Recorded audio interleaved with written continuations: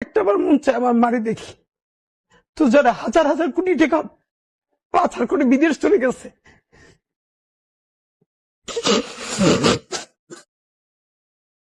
মানে আমি জানি যে আমরা এক সময় সঙ্গীহীন হয়ে যাব, আমাদের সাথে কেউ থাকবে না, আমরা সবাইকে হারাই ফেলবো, কিন্তু এতগুলো মানুষের জীবন চিরতরে অন্ধ পঙ্গু। কিন্তু এটা আমি অনেকবার বলছি, ঢাকা বিশ্ববিদ্যালয়ের মসজিদ থেকে নামাজ পড়ে বেরোচ্ছে, টিআরটি ওয়ার্ল্ড একটা ছেলেকে ইন্টারভিউ করবে জুলাইয়ের আহত, তা আমাকে দেখে ওরা কথা বলতেছে, তখন ছেলেটা শুনতেছে যে আমি এসছি, ও কোরআনের হাফেজ, মনে হয় 21 না 22 বছরের, 2 চোখ চিরতরে হারাই গেছে, আলো ফিরবে না। তা আমার কাঁধে হাত রেখে বললো কি যে হাদি ভাই, আমার সপ্তাহখানেকের জন্য আমার একটা চোখে একটু আলো ফিরিয়ে দেওয়া যায়। আমি বললাম ভাই, 1 সপ্তাহের জন্য কেন? বললো ভাই, অন্তত আমার মারে আমার খুব একবার দেখতে মন চায়। আমার মা আমার অনেক নিষেধ করছিল অন্তরণে যাইতে, আমি ফিরে আসার সময় মারে দেখি নাই, আমার একটাবার মন চায় আমার মারে দেখি। তো যারা হাজার হাজার কোটি টাকা পাচার করে বিদেশ চলে গেছে,